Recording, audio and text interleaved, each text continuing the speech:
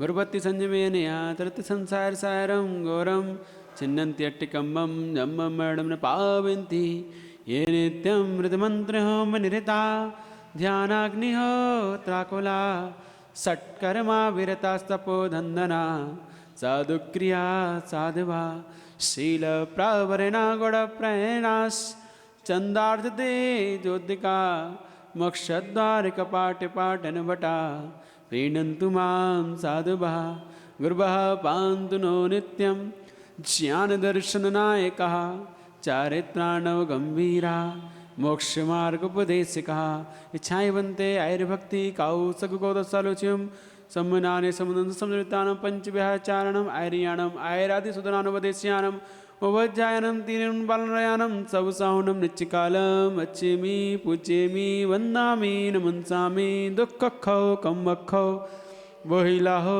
सुगै गमनं समाहि मरणं जिन गुण संपत्ति हो मज्जम नमः श्रीवर्धमानाय निर्धूत कलिलात्मने सालोकानां त्रिलोकानां यत् विद्या दर्पणायते यद विद्या दर्पणायते। जब परम पूज्याचार्य श्री समंतपद स्वामी महामंड राज की, परम पूज्याचार्य गुरुवर श्री विराग सागर जी गुरुदेव की, परम पूज्याचार्य गुरु श्री विनम्र सागर जी गुरुदेव की, दासांग जिनवाणी माता की।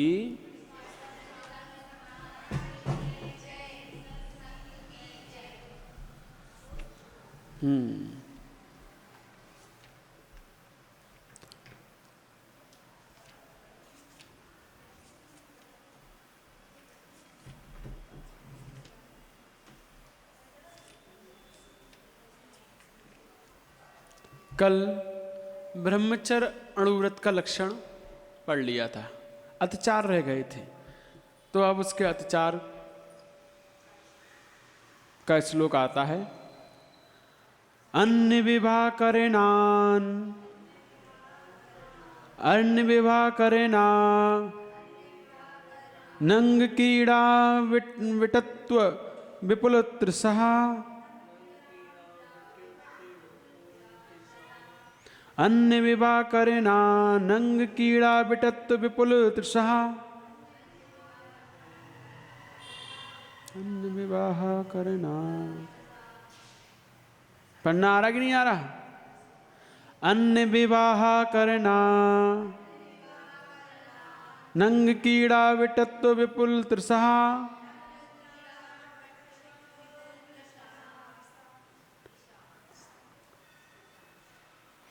इत्वरिकागमनम इत्वरिकागमनम चास्मरस्य पंचव्यतिचारा।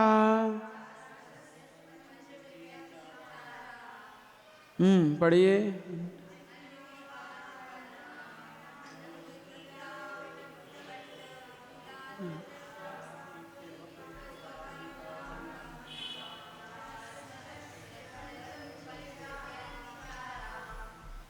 क्लियर? अन्य विवाह करना, नंग कीड़ा विटत्व विप्लत सह।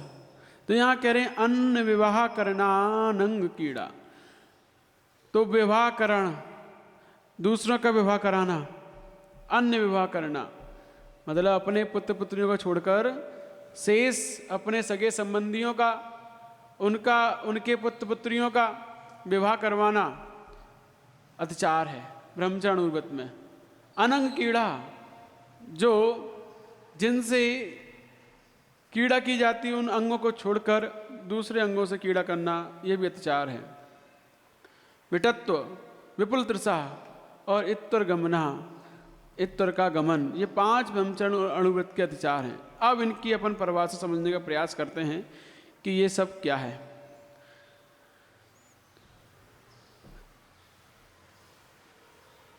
आईसित स्मरा कामो यस्य सा अस्मरा तस्य।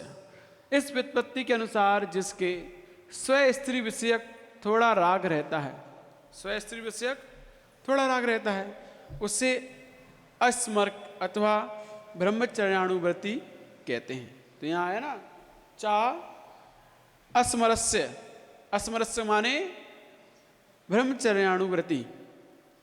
तो ये ब्रह्मचर्यानुव्रती कौन है? जिसके स्त्री विषयक थोड़ा सा राग बाकी है, वो व्यक्ति ब्रह्मचर्यानुव्रतधारी होता है। तो इस व्रत के धारक पुरुष को निम्नांकित 5 अत्याचार का परित्याग करना चाहिए। 5 अत्याचार कौन कौन से? अन्य विवाह करना। पहला, कन्यादान को विवाह कहते हैं, है ना। तो अपनी या अपने आश्रित भाई आदि की संतान को छोड़कर अन्य लोगों की संतान अन्य संतान हैं, उन अन्य संतानों का विवाह प्रमुख बनकर करना अन्य विवाहकरण है। तो अपनी और अपने भाई जो अपना ब्लड है, अपने खून के रिश्ते हैं, उनको छोड़कर अन्य लोगों के विवाह में मुख्य बनकर आगे रहना, ये ब्रह्मचर्यानुव्रतिधारी नहीं करता, अन्यथा उसके जीवन में अत्याचार लगते हैं। क्योंकि विवाह करने के बाद क्या होगा? ब्रह्मचर्य का घात होगा।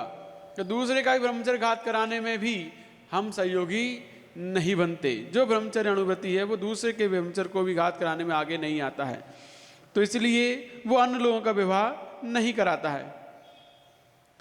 तो अन्य विवाह से असमन्तात करणम अन्य विवाह करणम, इस व्युत्पत्ति के अनुसार यह भाव प्रकट होता है कि जो पटिया बनकर दूसरों का विवाह संबंध जुटाते हैं उनके उस कार्य के प्रति आचार का संकेत है। जो बीच में पटिया बनते हैं, दलाल बनते हैं और उनका विवाह करवाते हैं, तो इसके प्रति संकेत है कि सहधर्मी भाई के नाते और उनके पुत्र पुत्रियों के विवाह में सम्मिलित होना ब्रह्मचर्य को निषिद्ध नहीं है, लेकिन अन्य किसी के विवाह में सम्मिलित होना, आगे आकर काम कराना, ये सब निषिद्ध है। किसको? जिसका ब्रह्मचर्य अनुव्रत है वो अन्य लोगों के विवाह में सम्मिलित नहीं होता है, ना ही आगे चढ़कर उनमें कार्य करता है। और इसके बाद अनंग कीड़ा, तो काम सेवन के लिए निश्चित अंगों के अतिरिक्त अन्य अंगों की कीड़ा करना अनंग कीड़ा कही जाती है, तो ये भी वो नहीं करता है। विटत्व, शरीर से कुचेष्टा करना और मुख से अश्लील भद्दे वचनों का प्रयोग करना विटत्व है। शरीर से क्या करना? कुचेष्टा, खोटे चेष्टाएं शरीर से प्रकट करना और अपने मुख से अश्लील, खोटे, दुष्ट, भद्दे वचनों का प्रयोग करना, ये विटत्व कहलाता है।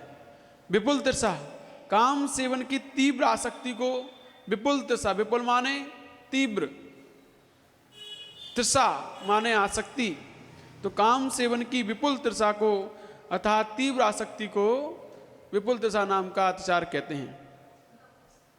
इत्तर का गमन, व्यभिचारिणी स्त्री को इत्तर का कहते हैं।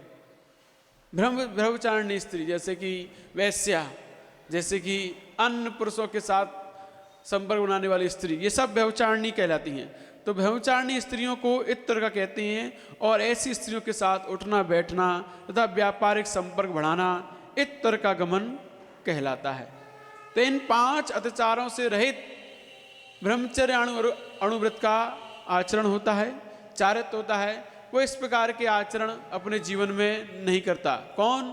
जो अपने दोषों, अपने व्रतों का निर्दोष पालन करना चाहता है वो, अन्यथा उसमें दोष लग जाते हैं यदि इनमें से कोई भी कारण करता है या किसी दूसरे के विवाह में जाता है, कराता है और अनंग कीड़ा करता है, विटत्व, शरीर से कुचेष्टा करता है, खोटे भद्दे शब्दों को बोलता है, काम से उनकी तीव्र लालसा रखता है और व्यभिचारिणी स्त्रियों के साथ उठना बैठना, व्यापारिक संपर्क बढ़ाता है। तो इस प्रकार से जो 5 प्रकार के अत्याचार कहे हैं, इन अत्याचारों से जो रहित होता है वही ब्रह्मचर्यानुव्रतधारी व्रती श्रावक कहलाता है।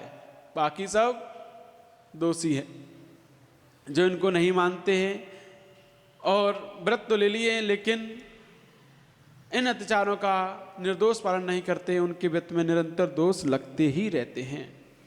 तो ये अब यहाँ बता रहे हैं कि कौन सी भावनाएं हैं जिनको भावने से ब्रह्मचर्य अनुव्रत का पालन होता है। तो स्त्री राग, कथा श्रवण, तन मनोहरांग निरीक्षण, पूर्वतानुस्मरण, विश्रेष्ठ शरीर, विश्रेष्ठ रसस स्व शरीर संस्कार, त्यागा पंच। तो ये 5 भावनाएं कही किनकी? ब्रह्मचर्य अनुव्रत का पालन करने के लिए, महाव्रत का पालन करने के लिए। आचार्य उमा स्वामी ने तत्पाद सूत्र में इन 5 भावना का वर्णन किया है। पहला, स्त्री राग कथा श्रवण, स्त्रियों के प्रति राग बढ़े। ये स्त्रियों का पुरुषों के लिए कहा, स्त्रियों के प्रति, और स्त्रियों का पुरुषों के प्रति अपने आप लगा लेना चाहिए, क्योंकि जितने भी शास्त्र हैं सारे शास्त्रों में पुरुष प्रधान कर कर लिखे गए हैं। तो पुरुष प्रधान शास्त्रों में स्त्रियों के निषिद्ध करके लिखा गया है। अब महिला प्रधान शास्त्र होगा तो वहाँ पुरुषों को निषिद्ध करके लिखा जाएगा। तो ये सारे शास्त्र जितने भी हैं, मुनि धर्म, श्रावक धर्म, पुरुषों के ऊपर अधिक जोर देते हुए लिखा गया है। महिलाएं तो वैसे ज़्यादा धर्म करती ही हैं, इसीलिए उनके ऊपर कम लिखा गया है, पुरुषों के ऊपर ज़्यादा लिखा गया था। इसीलिए स्त्री राग कथा श्रवण, स्त्रियों के प्रति राग बढ़ाने वाली कथाओं को त्यागना, नहीं सुनना। तभी अगर हम ऐसा करते हैं तभी हमारा ब्रह्मचर्य अणुव्रत पालन हो सकता है, ब्रह्मचर्य महाव्रत पालन हो सकता है। अन्यथा उनके प्रति राग बढ़ाने वाली कथा को हम पढ़ते हैं, सुनते हैं तो कहीं ना कहीं मन में विकार आ ही जाते हैं। इसीलिए कथाओं को सुनने का त्याग, तन मनोहरांग निरीक्षण, उनके मनोहर अंगों को देखने का त्याग, पूर्वव्रतानुस्मरण, पूर्व में भोगे हुए भोगों को बार बार याद करने का त्याग, स्मरण करने का त्याग, वृषयेष्ट रस, गरिष्ठ एवं कामोत्तेजक पदार्थों के सेवन करने का त्याग, स्वयं शरीर संस्कार त्यागा, और अपने शरीर का संस्कार, सजावट, श्रृंगार आदि करने का त्याग। इन 5 भावनाओं को जो भाता है उसके व्रत निरातिचार पालन होते हैं, और जो इन 5 भावनाओं को नहीं भाता उनके व्रतों में दोष लगते ही हैं। इसीलिए इन 5 अणुव्रतों का, इन 5 अणुव्रतों के जो 5 अत्याचार कहे हैं, उन अत्याचारों से रहित जो हमारा जीवन शैली है, हमारा आचरण है, हमारा चारित्र है, तभी वह उन्नति को प्राप्त हो पाता है, तभी वह निर्दोष हो पाता है। जब हम इन अत्याचारों से रहित उसका पालन करते हैं तब। अब परिग्रह अणुव्रत क्या है, उसका स्वरूप क्या है, ये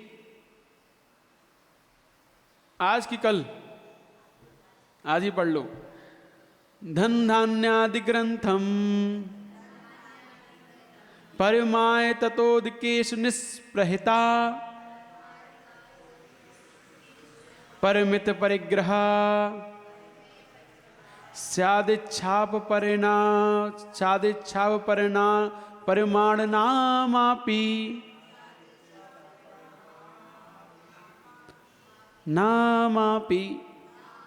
हाँ, धन धान आदि ग्रंथम पढ़िए।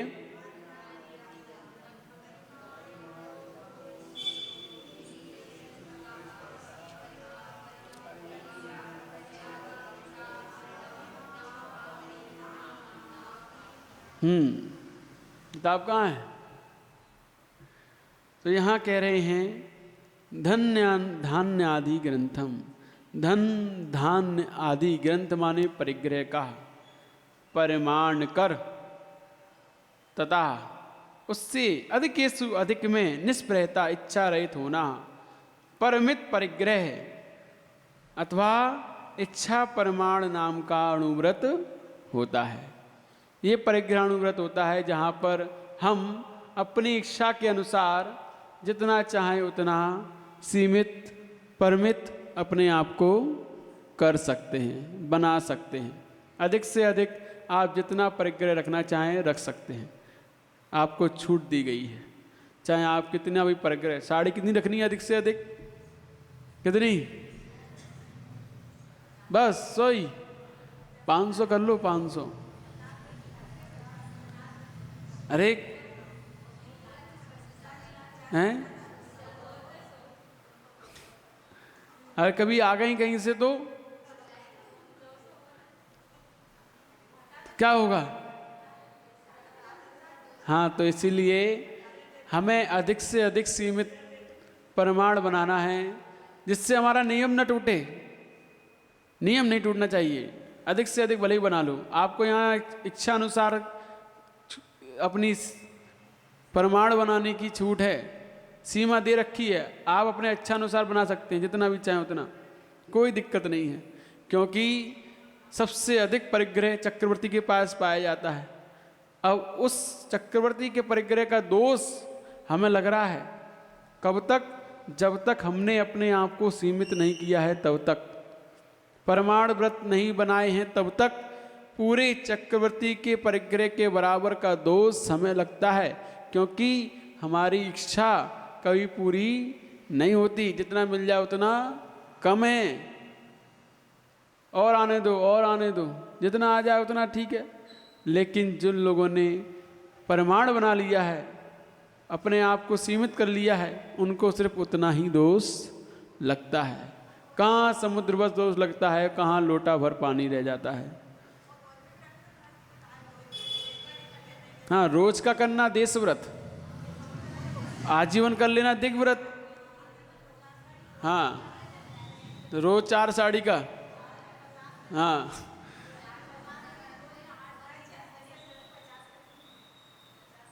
बस।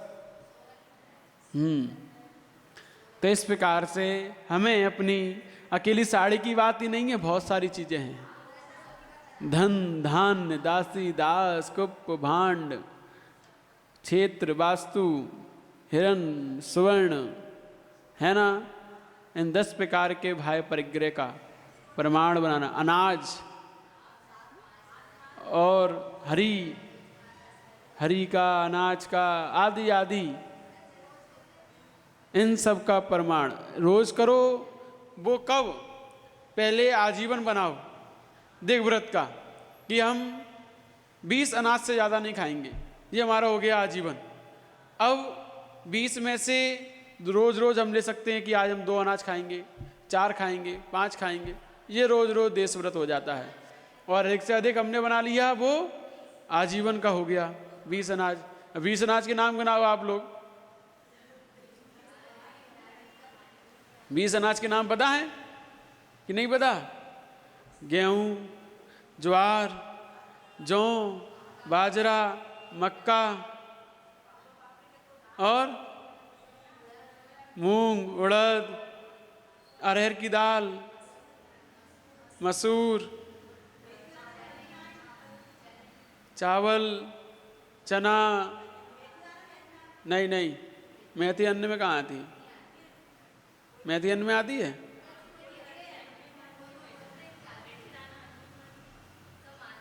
मानते अन्न में? तो मान लो क्या जा रहा है ना? ये तो केवल 12 हुए, 12, अभी 8 और हैं। क्या चीज? मोदन, अच्छा, समा के चावल, वो नहीं आते अन्न में? नहीं, वो अन्न नहीं है। हाँ, वो समा के चावल होते, वो अन्न में नहीं आता है। और इसके बाद मटर भी अन्न में आती है। तो 13 अनाज के नाम अभी अपन को पता है, अब 20 के नाम ही नहीं पता, खाएंगे कैसे? लेकिन फिर भी कोई आ गया नई चीज़ आ गई डिश, राजमा है जैसे, वो भी अन्न है, 14 हो गए। रौसा है, वो भी अन्न है, रमास 15 हो गए। तो ऐसे चौली और बहुत सारी चीज़ें हैं। सोयाबीन अन्न में कहाँ आता? अन्न में आता है? तिलहन में आता है सोयाबीन। तिलहन, सोयाबीन में तेल निकलता है ना, तो तिलहन में आता है। जिसमें तेल निकलता है वो अन्न कैसे है? वो तिलहन में आएगा। हाँ, तो इसीलिए सोयाबीन तो तेल निकलता है उसमें, तो तिलहन है, वो अन्न में नहीं है। जिनमें से तेल नहीं निकलता वो अन्न में आता है। तो इस प्रकार से 15-16 के नाम तो अपन को पता है, तो अधिक से अधिक 30 बना लो। 30 अनाज से ज़्यादा जिंदगी में कभी नहीं खाएंगे। तो 15 के नाम पता है, 15 के नहीं पता आगे तो खा लेंगे है ना। लेकिन उससे ज़्यादा का दोस्त तो नहीं लगेगा, क्योंकि अलग अलग राज्य में जाते हैं, अलग अलग नए प्रकार की चीज़ें दिखाई देती हैं। हाँ, तो इसलिए अधिक से अधिक मर्यादा बनाए, जिससे नियम न टूटे। बस कुछ भी हो, नियम न टूटे। तो इसलिए अपना आपको यहाँ पर छूट दी है, इच्छा अनुसार अपना प्रमाण बनाने की। अपने आप, अपने मन से आप अपने आप को सीमित कर सकते हैं, लेकिन सीमित करना जरूरी है। अगर सीमित नहीं करना चाहते, नहीं करोगे, तो पूरा चक्रवर्ती के बराबर परिग्रह का दोष लगता है। 6 खंड का अधिपति, उसका पूरा कुटुंब कितना बड़ा होता है, पूरा सबका दोष सबका हमें लगता है, क्योंकि हमें वो मिल जाए तो हम मना नहीं करेंगे। यदि कोई चक्रवर्ती का वैभव किसी को मिल जाए, कोई छोड़ेगा? कोई नहीं छोड़ेगा। अरे हम तैयार हैं, हम तो बनाओ चक्रवर्ती, हमें तो कोई नहीं छोड़ने को तैयार है। तो इसीलिए हमें पूरा पाप लगता है चक्रवर्ती का, पूरे परिग्रह का, क्योंकि हमें चाह है उसकी। हाँ, सीमा बांधने के बाद क्यों लगेगा? जब हमने त्याग कर दिया तो। सीमा बांधने का मतलब क्या है? इससे ज़्यादा का हमारा त्याग। तो त्याग कर दिया तो फिर क्यों दोष लगेगा? जब तक त्याग नहीं किया है तभी तक दोष के हम अधिकारी हैं।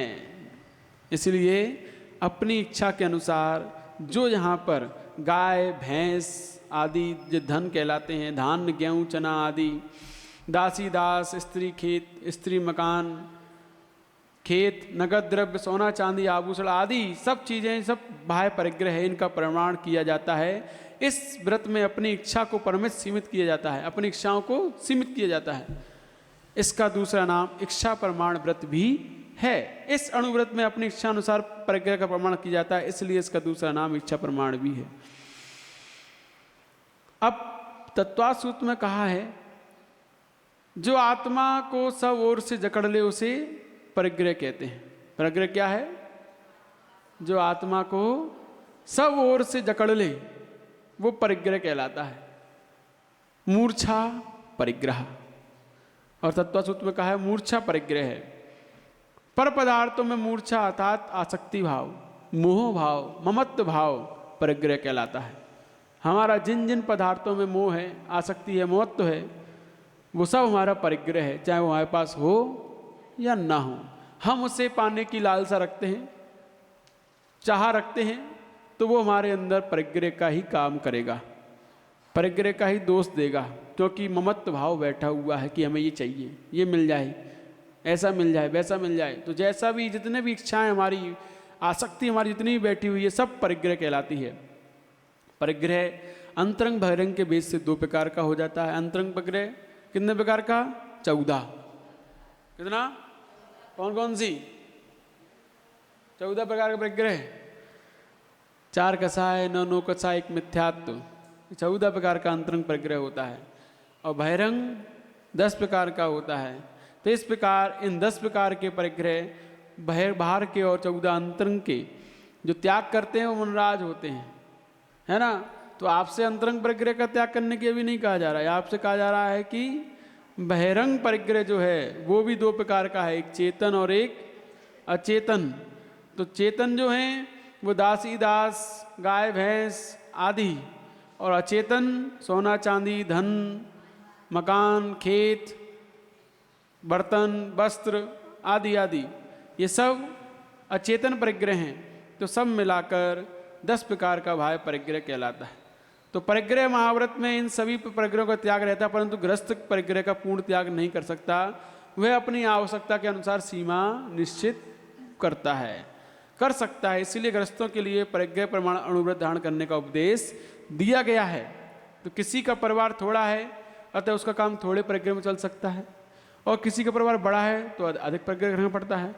इसलिए आचार्यों ने परिग्रह प्रमाण व्रत को इच्छा प्रमाण व्रत का नाम भी दिया है, कि जैसा परिवार वैसी अपनी सीमा बना लीजिए। और सीधी बात तो ये है कि परिवार के अनुसार हमें सीमा नहीं बनानी, क्योंकि हमें अपने अपने अनुसार बनानी है। हम इतना रखेंगे अपने पास, हमारा जो खाता है अकाउंट में बैंक बैलेंस कितना रखोगे अधिक से अधिक? 5 करोड़ बहुत है, हैं कम में बहुत है ना। तो इसीलिए अपने अकाउंट महिलाओं के लिए 5 करोड़, 3 करोड़, 2 करोड़ बहुत हैं। पुरुषों के लिए 100 करोड़, 500 करोड़ बहुत है। तो इतना अपना प्रमाण बना लीजिए, इससे ज़्यादा का दोष तो नहीं लगेगा। इसलिए अपनी इच्छा के अनुसार, जैसा हमारी इच्छा है वैसा हम यहाँ प्रमाण बना सकते हैं। ये ना सोचे कि हमारा परिवार बड़ा है तो हम और ज़्यादा प्रमाण बनाएंगे, नहीं नहीं। आप अपना अलग बनाइए, अपना बैंक बैलेंस का प्रमाण, पत्नी की बैंक बैलेंस का प्रमाण अलग बनाइए, पुत्र का अलग है, पुत्री का अलग है, सबका अलग अलग है। उनका वो जाने, हमारा हमें पता है कि हम अपने पास इतना रखेंगे, जो भी हमारे पास ज़्यादा होगा बेटे के नाम, बेटी के नाम, हमारे पास, हम अपना नहीं रखेंगे। तो ये क्या हुआ, हमने अपने आप को सेफ रख लिया, हमने अपने आप को सीमित बना लिया, हम इससे ज़्यादा नहीं रखेंगे। तो अपना अपना अपने विचार करना है, और दूसरा कोई कुछ भी करे वो अपना भुगतेगा। तो इसीलिए हमें अपने पास कितना रखना है उसका प्रमाण हम अपनी इच्छा से यहाँ बना सकते हैं। यहाँ ये एक भाव यह भी है कि मनुष्य बढ़ती हुई इच्छाओं के कारण परिग्रह का संचय करता रहता है, इच्छाएं बढ़ती रहती है, मनुष्य की खोपड़ी कभी शांत नहीं होती है।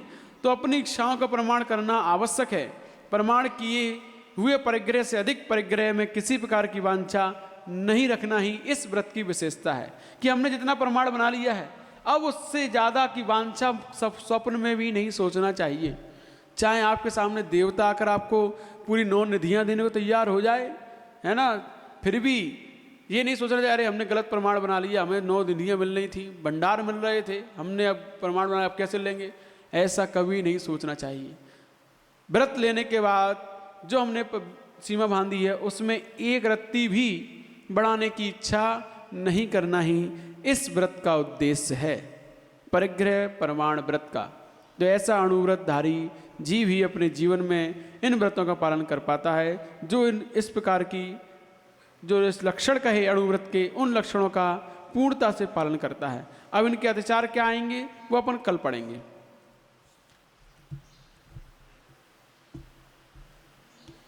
चलिए अब तत्वार्थ सूत्र